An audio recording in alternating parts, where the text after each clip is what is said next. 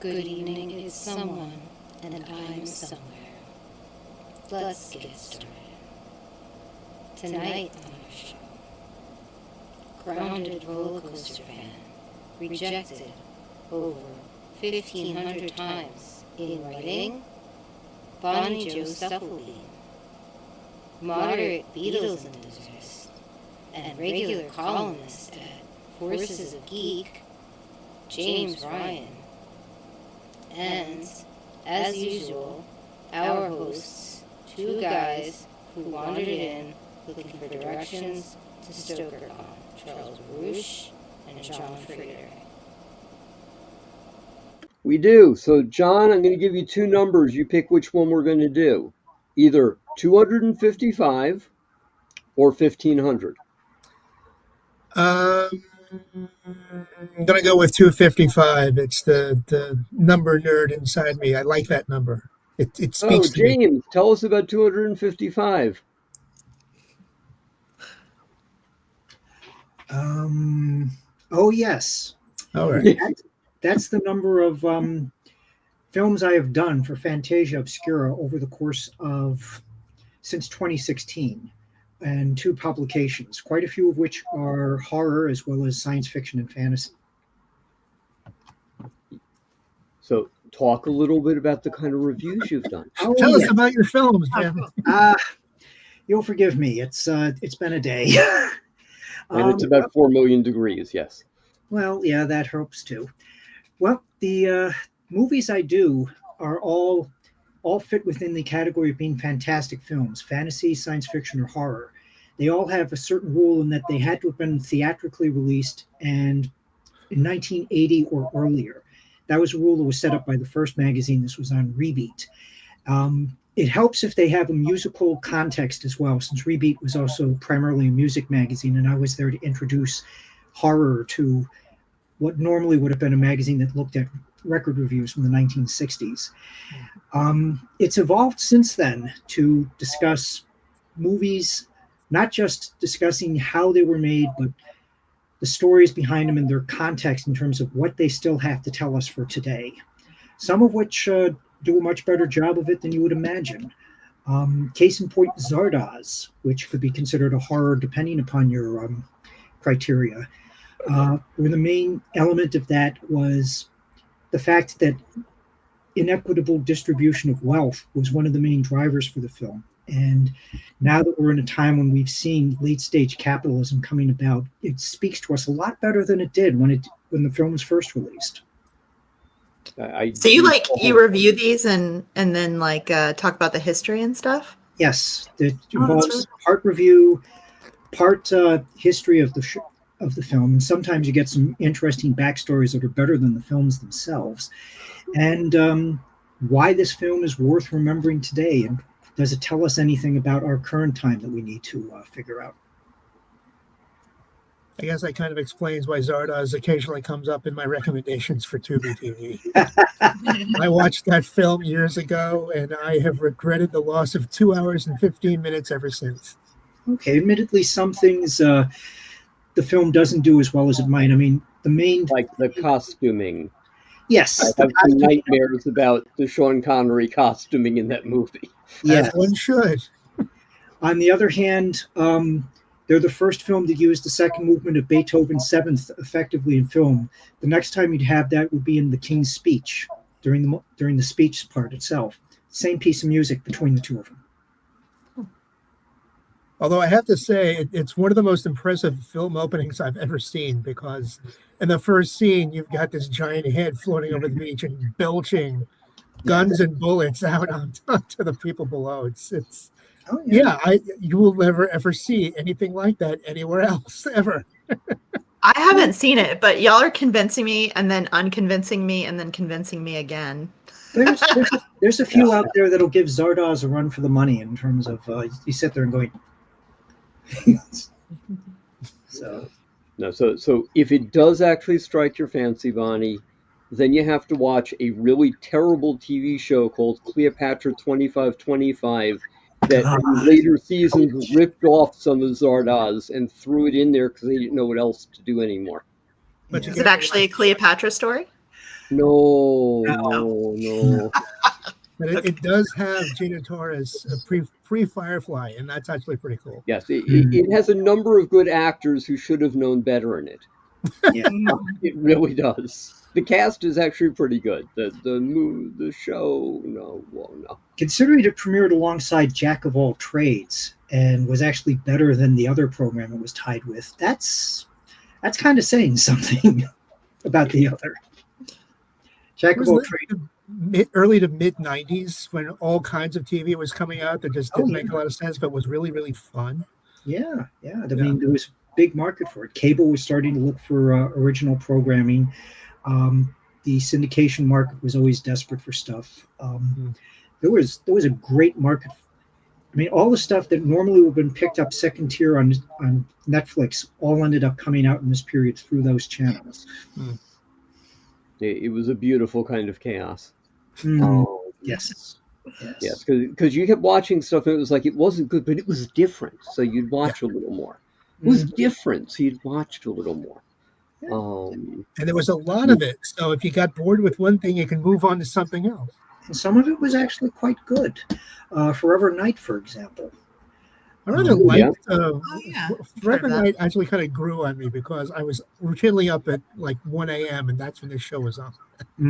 It's a vampire, right? Vampire story? It's a vampire. And it came up in conversation because we started getting into streaming Murdoch mysteries. And a lot of the central cast people keep showing up in the film, in the series. Gertwin Davies, in fact, shows up playing Arthur Conan Doyle. And there is, I forget the name of the actor that's got a cameo as a very young Adolf Hitler. I don't think we got to that episode yet. It's a 5-second bit where they meet him on a train, going from Vienna to Berlin, and Mine. And if you're basically not looking for it, you don't get it. But it was. I found it fascinating that they were able to insert this 3-minute scene into the narrative that they were creating. I don't know if it went anywhere, but they had the chance to deal with Hitler before he became Hitler when he was still a Schickelgruber. and yeah, that might have changed history. Yeah, that could have been interesting. When you talk about that time period now, I feel like I really want to watch Briscoe County Jr. again. That was a lot of fun. That was pretty good. This was Bruce Campbell in the most ultra low budget sci-fi western that you could imagine. It was just such bizarre stuff, and Campbell is fun to watch in almost anything. I mean, I even watched Bubba Hotep. Yeah, Bubba Hotep is a classic film. I will not hear anyone speak ill of that at all. And Campbell does a great job working with John Astin, who shows up as in Briscoe County Jr. as well in a supporting role, and the two of them just work off each other so nicely. And if you really want to get weird, you can see it as a riff on Robert Conrad in the Wild Wild West. Oh, yes. See, I think Bonnie's realizing she's hanging out with old people. Okay, yeah. So I was young when I was born in '89, so the '90s were my young time. But I'm a big Buffy fan, so that would have been around the time when that came out. Buffy was a great big deal in our house for a very long time. Yeah. And if you really, Angel, not so much, but Buffy was totally, we were always there. I liked them both. So this conversation just makes me want to watch Buffy again. Absolutely. Well, there's a lot of that commonality because that's the same kind of crazy. It was the kind of show nobody believed was going to make it on the air. I liked the movie, and I heard it was coming out. I was like, I got to watch the 3 episodes of this that'll come out before it gets canceled. Nobody's going to watch this thing. And then watched it take off and take off and take off and spin off. Yeah. Yeah. I mean, the series basically is the main reason the WB became a force in broadcasting. It was on that show's shoulders alone that it basically came into its own. Yeah, they thought it was going to be Babylon 5. You guys can't see it at this angle, but that's the shirt I'm wearing today, actually. Oh yes. Nice. That's what they thought was really going to be the center point for the WB, and it was another really very good show. But Mm, yeah, J. Michael Straczynski is just insanely good at what he does, yes. and has been shortchanged all over the place. But yeah, Mhm. there was a lot of great Mm. stuff back in that time, and there's a lot of weirdness now. In when everyone started competing with Netflix, we got another little blip like that where tons of really oddball stuff started coming out. Mm. But I mean, I guess 2/3 of it's involving Bobby Millie Brown. oh yes, the stuff she's done Stranger Things, in all the Homes, Yeah. Queen's Gambit. Yeah, she's been around quite a bit and really interesting properties. Yes, that's true. It's the same way I think about certain people like Clea Duvall or Natasha Lyonne. There are certain actresses who are very careful about what they choose, and it's not what most people would choose for them, but it's all fascinating. Mm.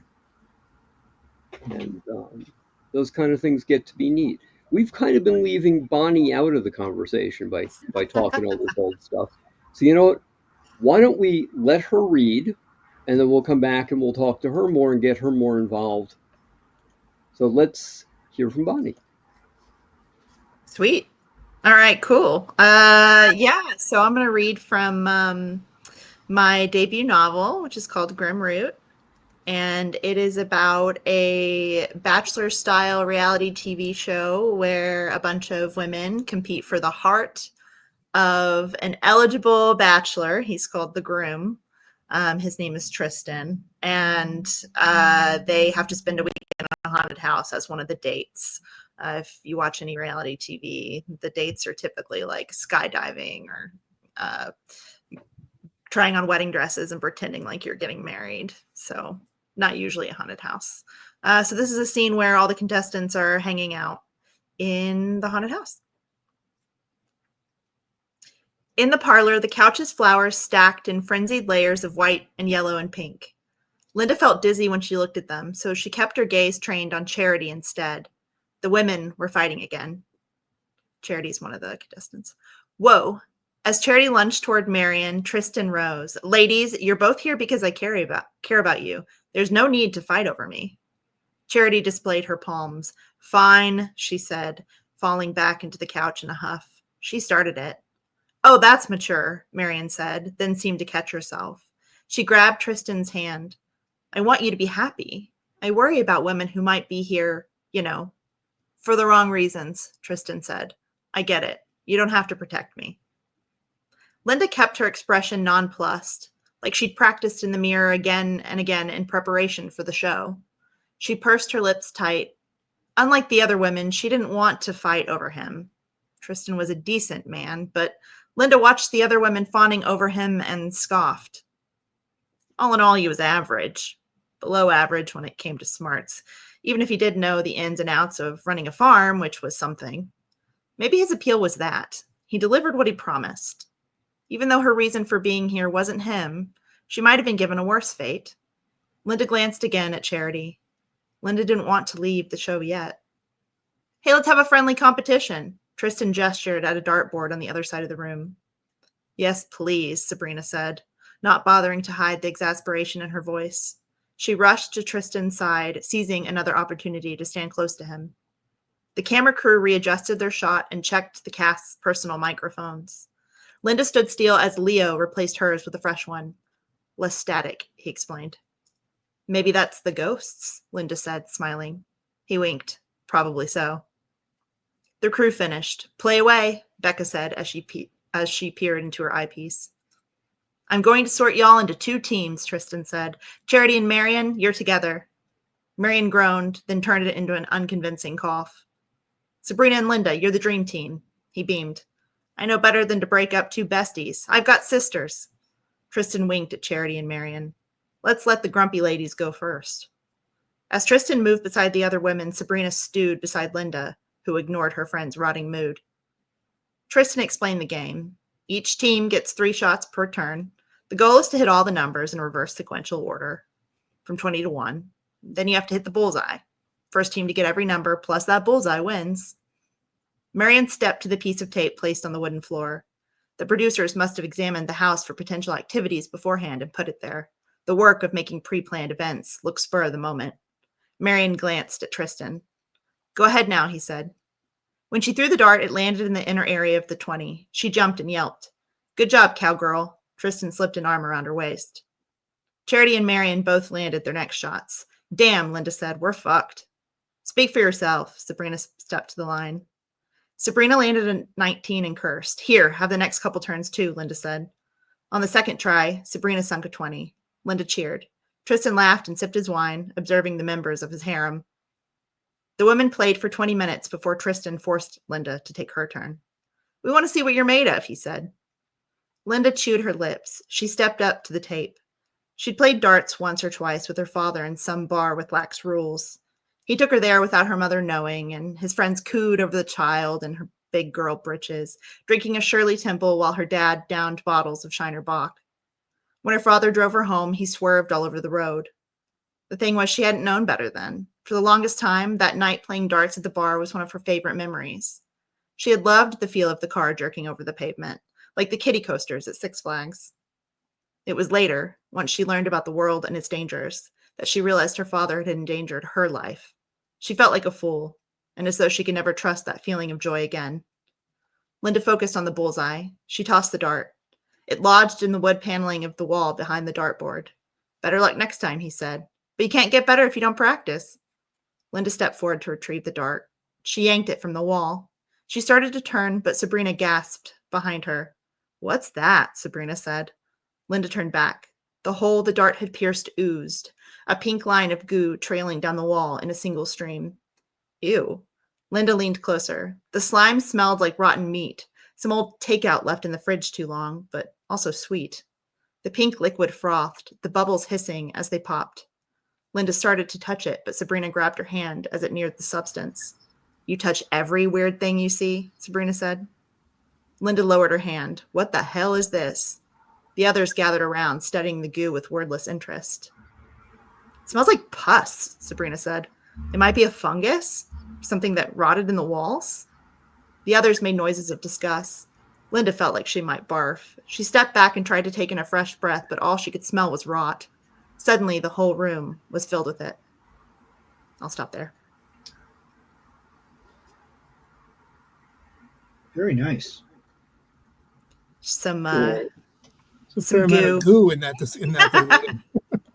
Yeah, big fan of goo. Big fan of body horror and gross horror. So what was the inspiration for this particular work? Yeah, so for my day job, I actually write romance all day for a mobile game. Mm. And then at night I write horror, and sometimes I'll put on The Bachelor or some reality TV dating show, because it's very easy to have on in the background while I'm working on the romance games. It's because there's tropes, and you can pretty much figure out what's going on because every single season is the same. And there's all the different characters. There's the villain, there's the second date where the love interest has to unveil their trauma. Like, it's a formula. And so I wanted to explore like that formula mixed with a horror formula. And then how do you get a happily ever after of romance into a horror novel? And so this was kind of my playing around with those two ideas. And how well did the two tropes work together when you were crafting the work? Really well. Mm. Yeah, it turns out reality TV is pretty freaky. I know it. Yeah. I'm sorry. I can attest that dating is horror, so that works. Yeah, that too. Yeah. Mm. So do you see reality TV as something that's here to stay, or the way things are going, are people starting to shy away from it now? No, I think people are still watching it. And I mean, now they're playing mobile games that, I mean, not a whole lot of people are playing them, but there's the Love Island game. There was a Love is Blind game for a little while. and then, just all kinds of competition shows popping up. So I don't know, like the popularity of a dating show might go down for a little bit, but I think that reality TV in general, just because there's like so much of it. All right, you were talking about tropes a moment ago, Yeah. tropes within reality shows, and the fact that you're also working on romance games. How readily transmittable are the tropes from reality into the dating games? Well, it just depends, because like reality TV has all the stuff that's fake, and you kind of know it's fake. It's like wrestling, right? Like Mhm. the people watching reality TV, the people who are actually thinking about it, and uh are studying reality TV like like they would a novel, who are actually engaging with the material in a meaningful way. They know that elements of it are fake, and part of the fun becomes like, well, what part's fake? What part is a producer meddling? You Mm. know, are these people actually going to stay together after the show? Probably not. They never do. And like, that's kind of the fun part too, is like knowing that it's all a big show. And then with romance, you really have to sell that it's real. So they're very different. A lot of the scenarios are the same, like you see a lot of, at least for our mobile game, the same villains introduced that you see in reality TV. Like you got to have a villain in a game, Right. and you got to have a villain in a reality TV show, somebody to stir up trouble and cause chaos. And so like that's very similar. And then you kind of get the same tropes, like, romance people, romance readers, romance writers, they love their tropes. They love, the Ice King. Um, he's hiding a deep trauma and he doesn't like to talk, and you have to bring it out of him. Or, the good old boy from Iowa who just wants to raise a family on a farm. And reality TV really likes to play with those things too, and who they cast particularly. Oh, yeah. So you said this is your debut novel. Have you It done a is, lot yeah. of short fiction before this, or? Yeah. I think I have over 90 short stories that have been published since I started publishing in about 2010. So I mostly wrote short stories, and I wrote a lot of them. And lately, Yeah. the only short stories that come out are ones that like I didn't place earlier, because I don't have time to write short stories right now. Just Yeah. working on novels and games. So are those mostly horror, mostly romance, mostly what? Yeah, it's all over the map. All speculative. So my day job is actually the only place I don't engage with speculative material, but uh, fantasy, sci-fi, horror. I kind of got more into horror over the last 5 years. So my older stuff is a little bit more fantasy. Very, very good. Well, let's Cool. give James a chance to read, Thank and you. then we will come back and talk to him about his stuff. Hey, this is from my latest work, Statues to Silence. It's a modern Gothic set in the North Country, upstate New York, where you have a young woman seems to be the only one who cares about all of the other women in her college and town who are disappearing, and is trying to make a connection between that and all of these life-size stone statues of animals that are turning up in the woods. And part of the work does is it looks at some of these women who disappear in their last moments, which is where we pick up here with Olivia and Valeria. She can't stand not being with her. From the first moment Valeria saw Olivia, she felt like this would be it. She finally found someone who was so captivating, so perfect, that she would spend forever with her. She just knew it. Olivia was beautiful. She had everything Valeria would have put on a list of what a perfect woman would be like. She never imagined that someone like that actually existed. And there she was, the first party night in Chrysalis Hall, brought over to her dorm by Skye McDowell. Valeria reminded herself again that even if Skye did get any of the open track and field team positions instead of her, that she'd still thank Skye for bringing Olivia into her life. Valeria thought Olivia looked perfect, and she nearly didn't introduce herself. Olivia told her later that night she saw her and kept her saying to herself, "Come on, Val, talk to me." Valeria was so glad she got the courage up to take on the unapproachable. and hit it off right away. Olivia shared her life story about being aware of who she was, but unable to get out of the closet after watching her friend Charlotte get disowned by her parents. Olivia was so heartbreakingly beautiful when she talked about how her parents said Charlotte's folks were justified in kicking out their daughter, and how hard she had to hide the truth from them. Valeria didn't mind the weight that came with being Olivia's first serious lover. A few days ago, after they were in her room, she tried to be honest with Olivia about her past and the woman she'd known in high school. Olivia told her it didn't matter, as her personal scent made Valeria relax around her. When she tried to say more, anyway, Olivia gave a slight laugh before she nibbled on Val's ear. For someone who'd never had a lover before, Olivia learned very quickly how to find just what made Val want her boy right there. And when she found out Olivia was into modeling for the art department, that just seemed so hot. The day Olivia was trying out for being a model at Popeil, she blew off a class to try and watch, but Professor Collot kept her from being in the room. They talked about it afterwards, when they were in bed together in her room. They stopped going to Olivia's after her roommate kept freaking out. She kept saying she wasn't homophobic, but Val was never convinced the way she'd look at her. They talked about what it would take for Olivia to move to transfer to Canova and become her roommate, deciding on Monday to start the ball rolling. In the meantime, Val was looking forward to something much hotter. Olivia was contracted by a local artist for a project. The artist didn't tell Olivia what she was looking for, but Olivia thought it'd be a good idea that she'd come along to the first meeting at the pizza place near the Culburn. Val held Olivia's hand as often as she could while they waited for the artist to show up. When Val saw the artist, she didn't know what to think of this woman. Her green sunglasses with big lenses nearly lost in so much brown hair, Val couldn't get a sense of her, unable to really see the artist's eyes. Right away, as she promised Val, Olivia asked that Val be present while she modeled.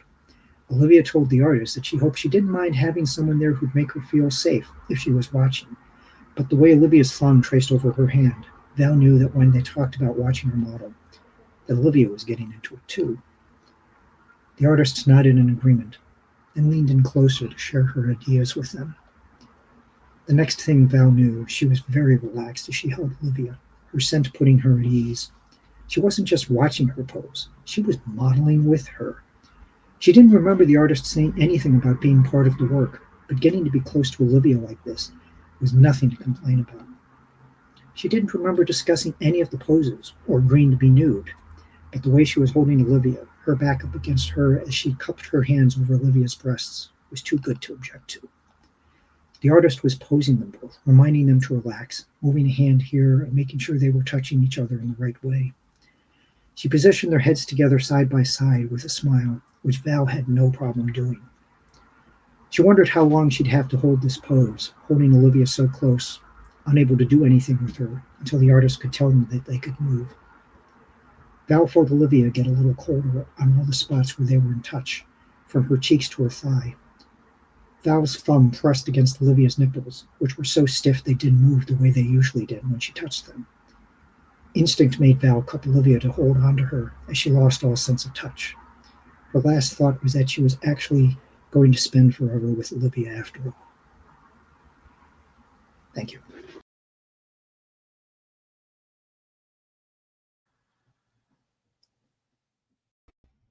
There we go. No. There we go. Technology. This is why I don't use it.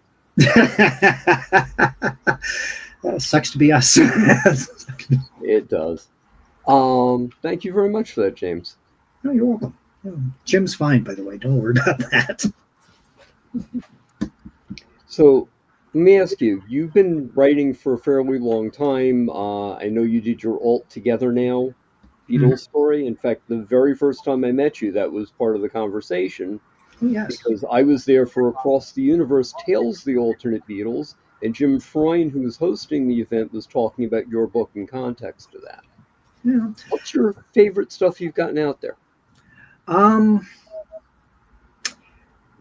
It's hard to say. I mean, I'm very happy with Statues because it's the first professional sale. A lot of my other work has been, well, an in-house project, shall we say. I have a number of stories a number of the pieces in All Together Now I've enjoyed, because there was one in particular, I think, which is why Jim wanted me to mention my name, because he had me on Hour of the Wolf before that, and the story I brought to him was Act Naturally, which was an alt his where the Beatles don't survive as a group during their first days in the studio. So Ringo finds himself adrift, and he goes into acting, and ultimately turns out to be a companion opposite Patrick Troutman's doctor. It was interesting because at the time there hadn't been one companion to one doctor before. The new series hadn't yet aired when the story was published. So in some ways, it's not only looking back but predictive as well. That you could have a one-on-one relationship like that with a in the series. That's funny. Right. So is Statues a short story? No, that's a novel. Okay, that's what I thought. Yes. I probably should have made that clear in the beginning. That's my. Well, I thought you said novel, but then you said professional sale, which I usually hear in terms of short stories. What? Who's a publisher? Golden Storyline Press. It's a small press in London that was willing to take a chance on me, and for that I'm very happy to have been working with them on this one. That's cool. It sounds like a fun story, and it's sapphic, which is funny because mine is too. Yeah, two of the contestants end up falling for one another. Well, that's cool. That's cool. Yeah, we love a theme. We carefully craft each episode of this podcast for exactly those kind of. No. I mean, admittedly, the two people we hear about, the next time we see them, it's not going to be quite as loving a encounter. But there are other elements that do come in, and so yes, it is a sub theme that is there along with disappearancing people who are basically made voiceless, academia. A whole number of things came in, and that was one theme that made sense as the story was being crafted as well. That's cool. I like horror art. So is the art on campus like that kind of runs through too? There's quite a bit. I mean, one of the principal characters is an art historian. He's a art history teacher, Professor Collot. And at points, I do discuss what she brings up in class. And I had a couple people saying, "So when did you get that art history degree?" And I sit there going, "I just researched the crap out of stuff." I tell my students that Wikipedia is not a primary source, but it's a really good secondary source, and it's a good place it's a good 5-minute primer on just about any subject. That's true. It's a good place to fall down a rabbit hole. Yeah. So when you're talking about being asked about I got to teach my class. when you're asked about being mistaken for an art historian, that one of my unpublished works I had been passing around to get some feedback from people, and a number of people started asking me about my alcoholism. I did not realize why at first, but there were things I'd introduced into the stories that are very much part of the 12 steps, and I had not been part of any of that. Ooh. But I had hit exactly that intersection. They were like, your main character, the guy who runs the bar, is actually an alcoholic, isn't he? I was like, I hadn't really thought about whether he was, and you're actually, we can talk. I can help you with this. I've been through it. I got a lot of very interesting confessions from people who really wanted to help me with the problem I didn't have. I'll have to be careful then, because I've got a work in progress that involves somebody who's recovering from a drug addiction. I suppose I should be careful, because at that point, people are going to stage interventions every time I show up if I do as good a job on that. This is funny. I get the opposite problem. I'll show someone a story, and it's something I've had personal experience with, and they'll be like, "You really need to run this by a blah blah blah." Like I wrote a story about alcoholism runs in my family. I know a shit ton about it, even though I'm not an alcoholic. But I've been part of Al-Anon and adult children's and all that stuff. And I wrote a story about an addict, and this person was like, "Oh, you really need to talk to an addict, like before you try to publish this, because you could really get in trouble here." Oh, Okay. Feedback like that can get interesting. One of my favorite comments was my younger one read something of mine and said, "It's disturbing how well you write a 19-year-old girl." And I was like, "She turns 20. Does that help?"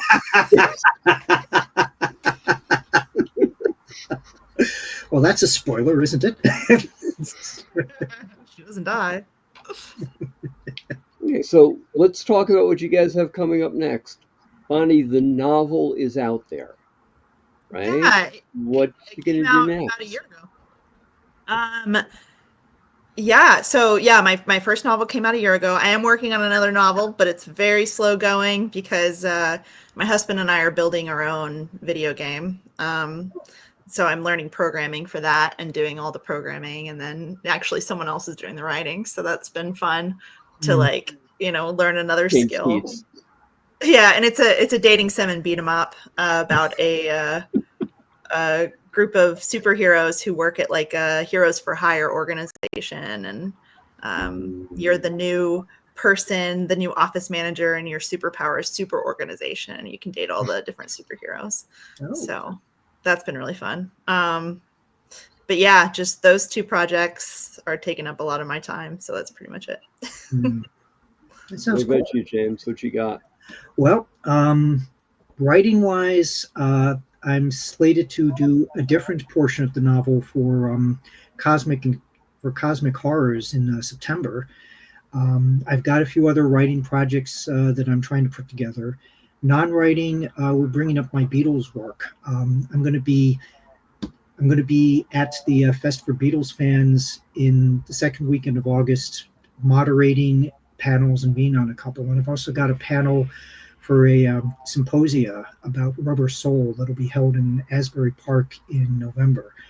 And hopefully I can get to some of these things and actually, because right now, the big problem is what's the next act?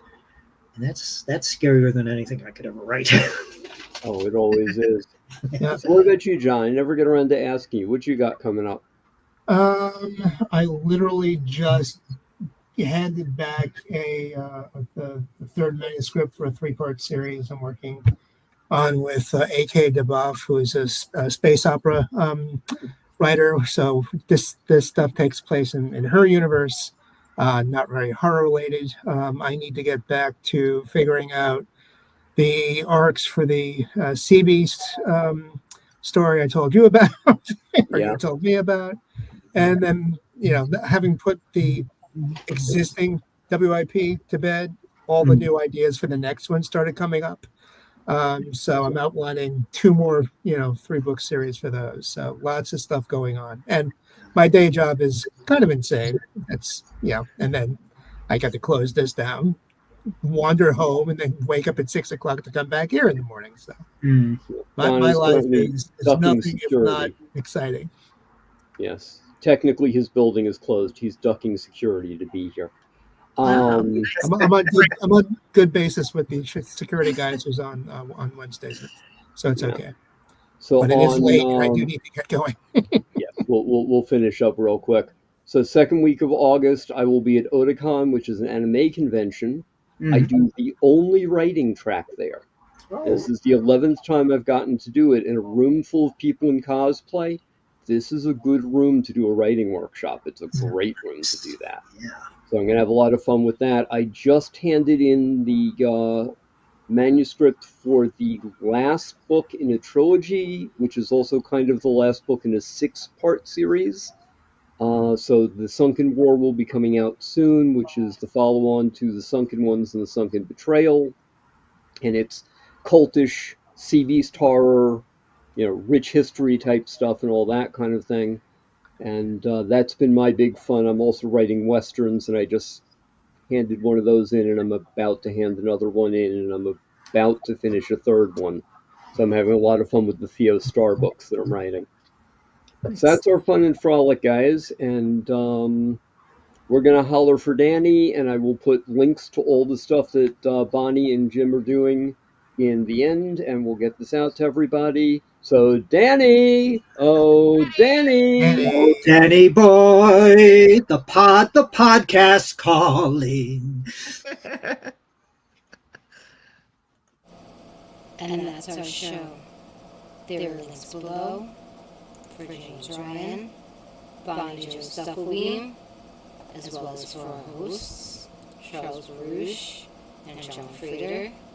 If you are horror adjacent in books, comics, film, streaming, and want to be on the Horror Words podcast, email drownedrat@horrorwords.com. And we'd like to thank our sponsor, Raven Tail Publishing. Good night.